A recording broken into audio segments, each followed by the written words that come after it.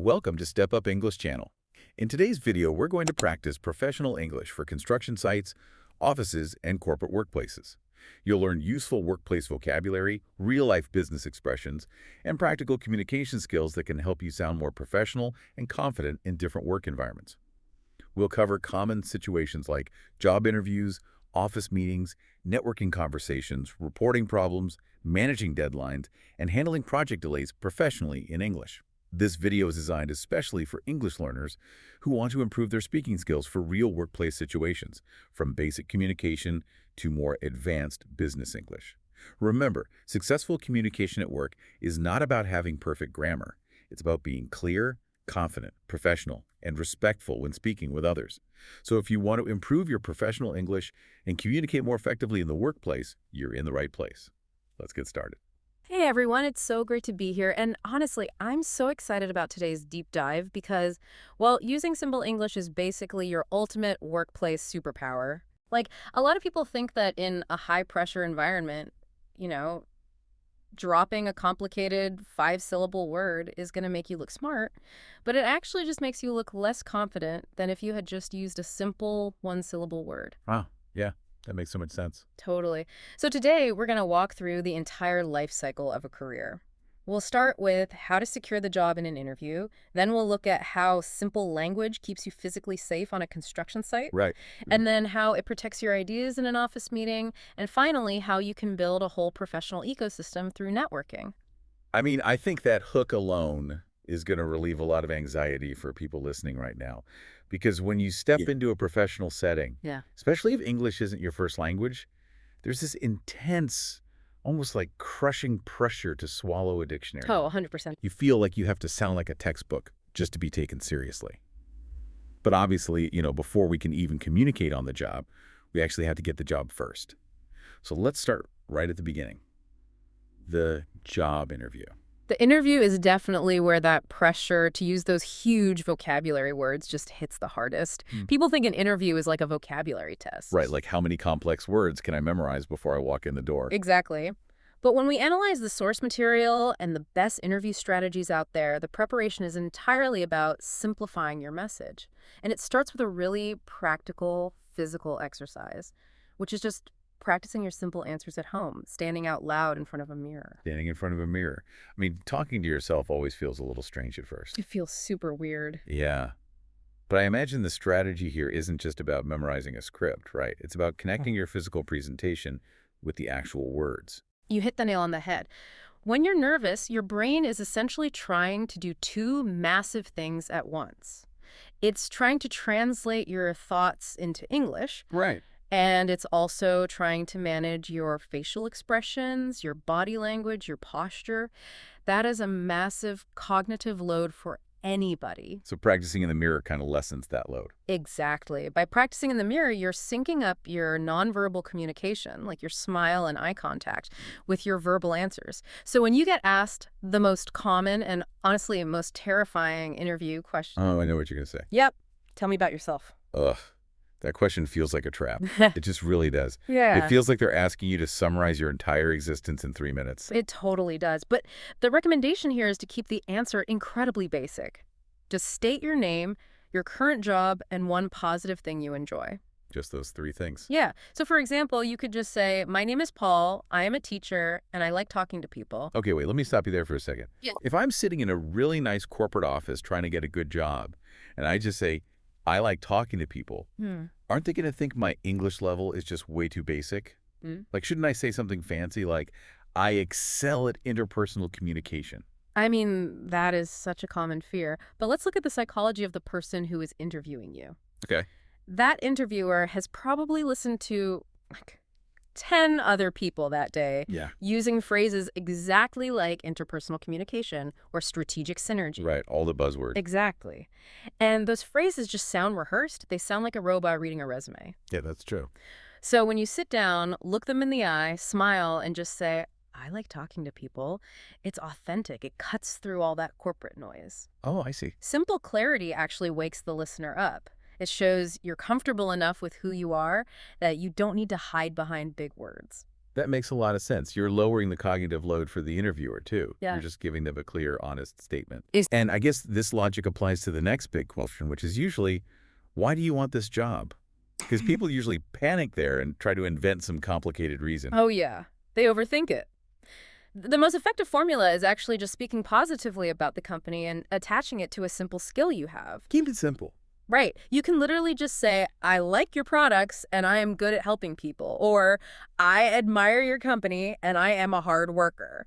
It's just a direct, positive sentence. It immediately tells the employer that you're friendly and capable. No fluff. Exactly. No fluff. And we also have to talk about the visual side of this, too, because the information we're looking at makes a very specific point about wearing nice, clean clothes to the interview. Yeah. Which, sounds obvious. Obviously, you don't wear pajamas to a job interview. Mm-hmm. But the physical presentation ties right back into the simplicity of the language, doesn't it? It really does. Your clothes, your smile, and your handshake at the end of the interview, they are all forms of nonverbal English. Nonverbal English. I like that. Yeah, so when you stand up, give a firm handshake, and just say thank you for your time, you are closing that interaction with absolute professional clarity. Okay, let's unpack this a bit more, because Right. here is a relatable scenario. What if the listener is sitting there, their hands are sweating, the interviewer asks a question, and their mind just goes completely blank? Oh, the dreaded blank mind. Right. All the big fancy vocabulary words they studied just vanish. How does simple language save them in that terrifying moment? Well, what's fascinating here is that when your mind goes blank, your instinct might be to panic and try to grab onto a big, impressive word just to save yourself. To sound smart. Right. But that is the worst thing you can do. If you use a complex word incorrectly because you're nervous, it just creates confusion. The interviewer won't even understand what you mean. That makes sense. Instead, falling back on simple, direct English is your ultimate safety net. If you just take a breath, smile, and say, I am a fast learner and I am excited about this role, you win. Because it's clear. Exactly. A clear, positive sentence beats a confusing, complex sentence every single time. Clarity over complexity. I love it. Okay, Yeah. so you use your clear English, you give that firm handshake, and boom, you get the job. You're hired. You're hired. Now let's transition from securing the job to actually doing the work. And I want to shift our focus to a specific type of work environment from our sources, the construction site. Oh, this is a great pivot. We're moving from the psychology of an interview to the physical reality of a busy, sometimes dangerous environment. Yeah, a construction site is like the perfect example of where simple English is absolutely vital. Like in an office, a misunderstanding might lead to a delayed email. Right. Not a huge deal. But on a construction site, a misunderstanding can lead to a serious physical injury. The environment is loud, there are massive machines moving around, people are working fast. The number one priority is always safety. And a big part of that safety comes down to the gear you wear. Yeah. Now, usually in formal documents, you see this called PPE, personal protective equipment. Right, the official term. But the recommendation for communicating on-site is to just use the phrase safety gear. Yes. Just think about the environment. If there's a loud truck backing up and you need to remind a coworker to put on their equipment, you do not have time to yell, "Excuse me, please equip your personal protective equipment." Yeah, that takes way too many syllables. Exactly. Syllables cost time. Yelling, "Grab your safety gear," is fast, it's sharp, and it's instantly understood by everyone. It's like putting on a suit of armor before going into battle. Except this armor just happens to be bright yellow and neon orange. I love that analogy. It's totally armor. And obviously, we know what this gear is. You have the hard hat to protect your head, Yeah. the heavy safety boots to protect your toes from falling objects, definitely no sandals on a work site, No sandals ever. and the bright neon safety vest so those big trucks can actually see you. So the physical gear protects your body. But it seems like the language you use actually functions as a second layer of safety gear. That is such a crucial way to look at it. Communication is a safety mechanism. Honestly, one of the most important things a worker can do on a site is just ask simple questions. Like what kind of questions? Just things like, is this ladder stable? Or, is it safe to walk here? That is a vital tool. But let me challenge that for a second. Go for it. If I'm the new person on the construction site and I'm constantly pointing at things and asking basic questions like, is that stable? Or what does this machine do? Won't the foreman think I'm inexperienced?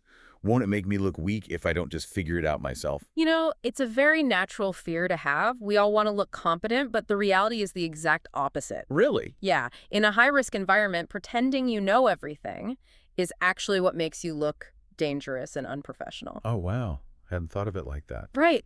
When you ask a clear, simple question like, is this ladder stable?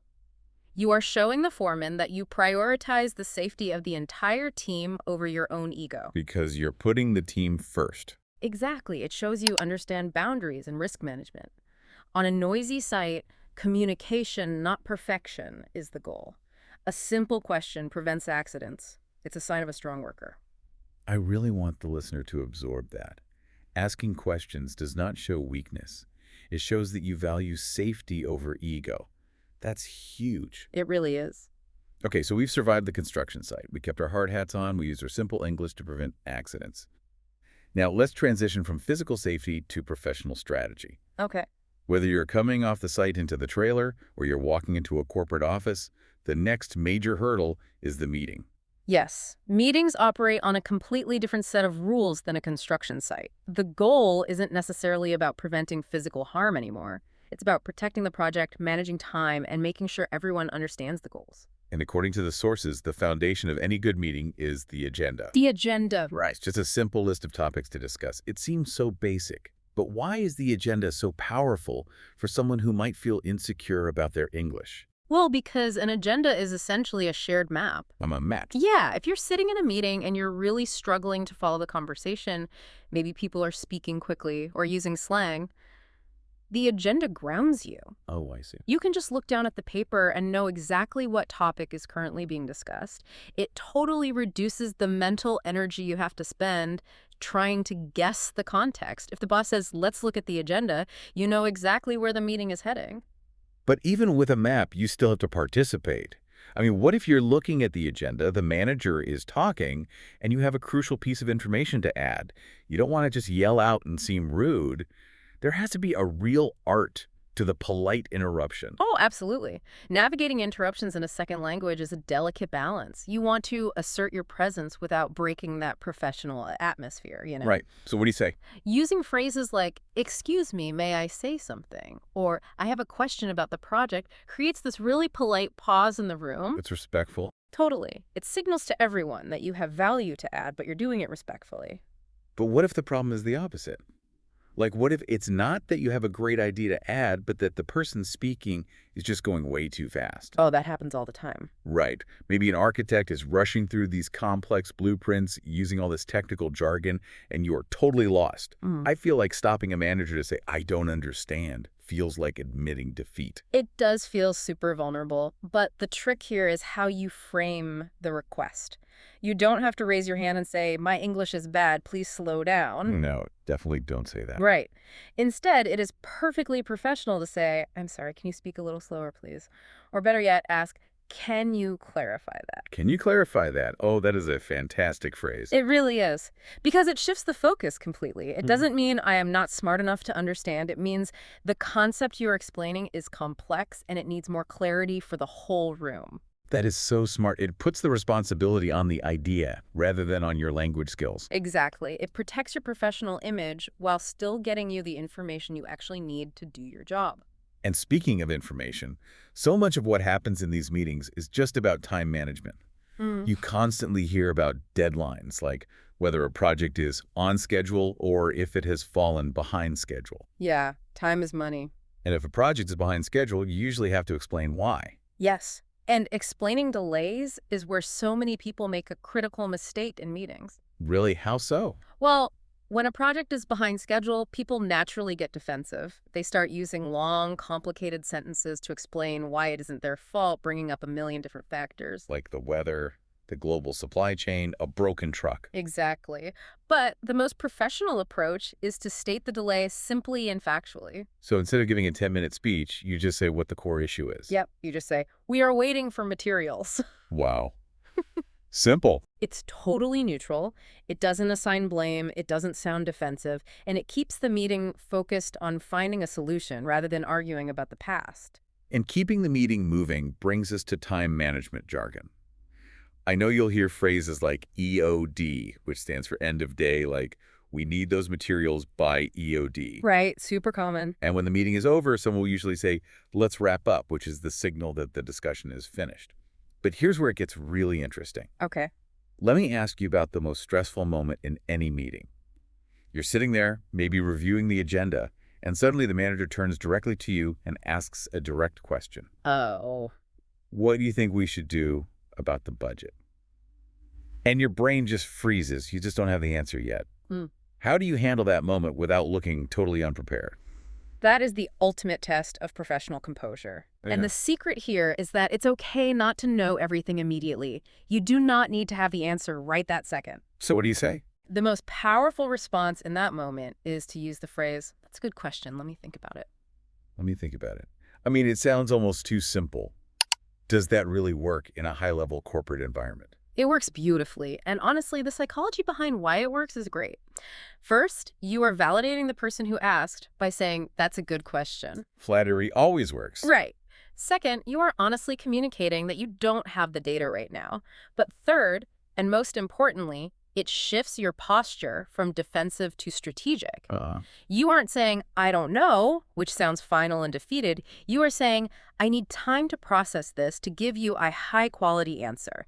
It makes you look thoughtful and entirely in control of your own pace. It's a complete power move, just disguised as a simple, polite sentence. Exactly. Okay, so you've mastered the daily tasks. You are asking clear questions on the construction site to stay safe. You are managing the agenda in the meeting, and you're handling pressure like a total pro. You're killing it. But to truly grow in your career, to find new opportunities or get promoted, you can't just talk to the people in your immediate circle. You have to step outward, which naturally leads us to the final phase of the workplace life cycle, networking. Networking. It's a word that creates so much anxiety for people. Oh, for sure. People imagine having to walk into this giant conference room filled with strangers, holding a cup of coffee, feeling like they have to sell themselves or pitch their entire career history in perfect English. I mean, that sounds exhausting even in your native language, let alone a second one. Exactly. But if we demystify what networking actually is, it becomes so much less intimidating. Networking is just a fancy word for making work friends. Making work friends. That's it. It shouldn't be scary. It is not about delivering a perfect speech. You're just trying to make connections. And the strategy starts exactly where we began this entire journey, with a simple introduction. Right, back to the basics. Starting small.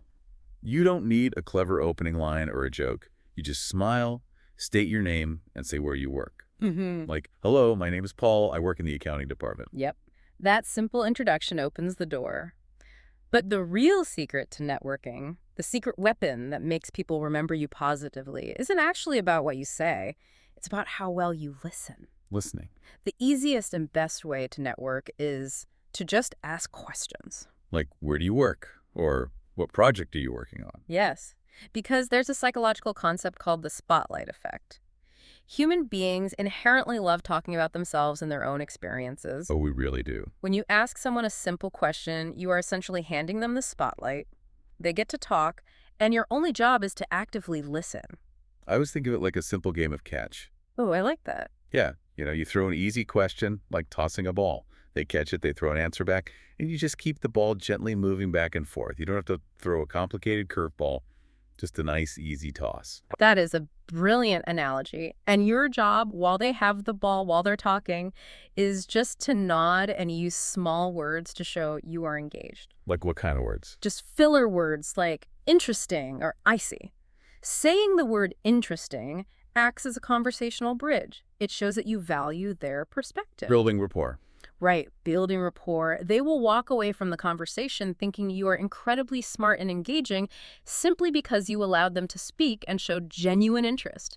You don't need a massive vocabulary to be a great listener. You let them do all the heavy lifting, but you get the credit for being a great conversationalist. Exactly. But of course, you can't just stand there nodding and saying, "Interesting," forever. Eventually, the conversation has to end. Maybe the event is over, or you just need to get back to your desk.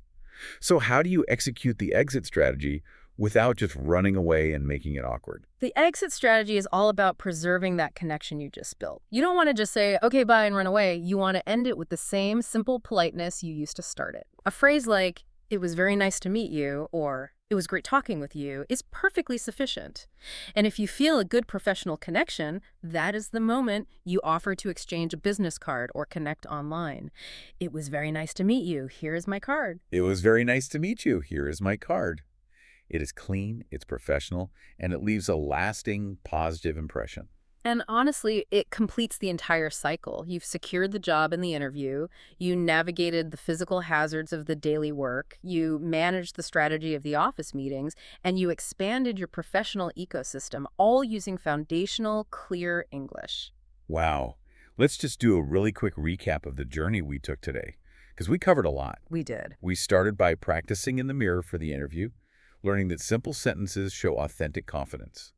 Then we put on our hard hats for safety, asking simple questions on the construction site to protect the team. Then we followed the agenda in the meeting, utilizing that strategic pause, let me think about it, to handle pressure. And finally, we shook hands at a networking event, using questions to hand over the spotlight. And the final takeaway from all of this, the connective tissue through all these scenarios, is that workplace English is about being clear, confident, and polite, remembering the magic words like please and thank you. Always use the magic words. Always. Perfect grammar is a wonderful goal, but it is totally secondary to effective communication. Simple, polite phrases will open way more doors for your career than any complicated business jargon ever could. That is so true. So what does this all mean for you listening right now? We want to leave you with a final provocative thought to mull over on your own. Yeah, think about this. Think about your own workplace and the way you interact in your native language. Are there simple, polite phrases you use every day with your colleagues? Things you say just to show respect or keep the peace? I bet there are dozens of them. Exactly. Take a moment today to identify what those phrases are. Could you easily translate those simple sentiments into English tomorrow? Because if you could bring the same basic politeness you already use into your English conversations, you could start building better rapport immediately. You already have the communication skills. You just need to trust that in English, simple is always enough.